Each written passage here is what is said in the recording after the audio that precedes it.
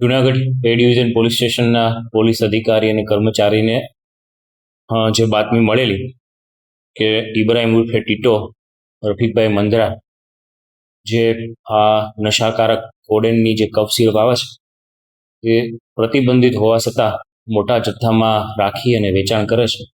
આ ચોક્કસ બાતમીના આધારે A division PI Shri Ravi Gohil, district PSI Y N Solanki અને ટીમ દ્વારા જુનાગઢ સુખનાથ ચોક પિશોરીવાડી સિમેન્ટવાડી ગલીમાં રહેતા ઇબ્રાહિમ ઉર્ફે ટીટો મંદરાના રહેણાંકના બાતમીવાળી જગ્યાએ પોલીસ દ્વારા રેડ કરતા ટ્રિપ્લોરાઇડ, હાઇડ્રોક્લોરાઇડ એન્ડ કોડેન ફોસ્ફેટ સિરોપ, જેને આપણે કોડેન સિરોપ કહીએ છીએ, તેની 100 mlની કુલ 190 બોટલ મળી આવેલી, જેની માર્કેટ વેલ્યુ છે એ 40,000 રૂપિયા જેટલી થાય છે.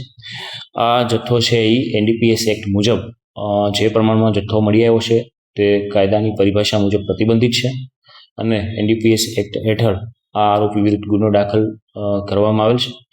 આરોપીને અટક કરવાની તજવીજ હાથ ધરવામાં આવેલી છે. વધુમાં આ આરોપી અગાઉ ક્યારેય આ પ્રકારનો કફ સિરપની બોટલ લાવેલો છે કે કેમ, કોને વેચતો હતો, ક્યાંથી લાવેલો છે, આ તમામ પ્રકારની તપાસ હાલ હાથ ધરવામાં આવે છે. આરોપીના નામદાર કોર્ટમાં રિમાન્ડ પણ માંગવામાં આવશે અને જુનાગઢ પોલીસ દ્વારા આ શંકાસ્પદ પ્રવૃત્તિ કરતા ઇસમો ઉપર સતત વોચ રહી છે. એમાંથી જ પોલીસને આ પ્રકારની લીડ મળી કે આ વ્યક્તિ છે આ ધંધા સાથે સંકળાયેલો છે. આ જ વિસ્તારમાંથી પહેલા પણ આ જ રીતનો જથ્થો મળી આવ્યો. દિવસે ને દિવસે સિરપનો જથ્થો છે આ નશા માટે ઉપયોગમાં લેવાતો હોય છે. જનરલી આ જે છે મેડિકલ ટર્મિનોલોજી મુજબ કફ સિરપ માટે વપરાય છે, પરંતુ જે એનડીપીએસ એક્ટમાં જે જોગવાઈ છે તે બહુ લિમિટેડ જથ્થામાં અને ડૉક્ટરના પ્રિસ્ક્રિપ્શનની સાથે જ મળવાપાત્ર છે. એકાદ બોટલ દવાના કામે મેડિકલના જે ડૉક્ટર છે તેમને પ્રિસ્ક્રિપ્શન કરી આપ્યા મુજબ લઈ આવે તો નથી, પરંતુ કાયદાની જે પરિભાષા છે તેમાં 190 જેટલી બોટલ પોતે વેચાણ માટે લાવેલો, જે ગેરકાયદેસર કૃત્ય છે અને તેને ધ્યાને રાખીને જ તેના વિરુદ્ધ છે એનડીપીએસ એક્ટ મુજબ ગુનો દાખલ કરેલો છે.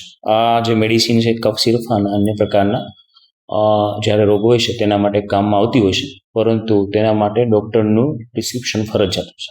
સર, આ બાબતે ડ્રગ્સ વિભાગને જાણ કરાશે કે જે ક્યાંથી સૌપ્રથમ તો એમને આ જથ્થો ક્યાંથી મેળવેલો છે, ફાર્માસિસ્ટને ત્યાંથી સીધો લાવેલો છે, વચ્ચે કેટલી વ્યક્તિઓની કડીઓ મળે છે, કોઈ મેડિકલ સ્ટોરમાંથી બી બારોબાર લઈ આવ્યો છે કે કેમ, સાથે સાથે જ્યારે પણ આ પ્રકારના ડ્રગ્સ પકડાતું હોય છે તો તે કેમિસ્ટને આ ઉપરાંત ફૂડ એન્ડ ડ્રગ્સ અને અન્ય જે સંબંધિત વિભાગ છે તેને પણ જાણ કરવામાં આવતી હોય છે અને જે મેડિકલ સ્ટોરના જે લાયસન્સ હોય છે તેમને આનો સ્ટોક ફરજિયાત મેન્ટેન કરવાનો હોય છે અને ડિટેલ પણ કે કોઈ પણ આવી પ્રતિબંધિત જે મેડિસિન છે કોને આપી છે તેની વિગતો પણ એમને દર્શાવવાની હોય છે. તો આ દિશામાં પણ પોલીસ દ્વારા ઊંડાણપૂર્વક તપાસ થશે.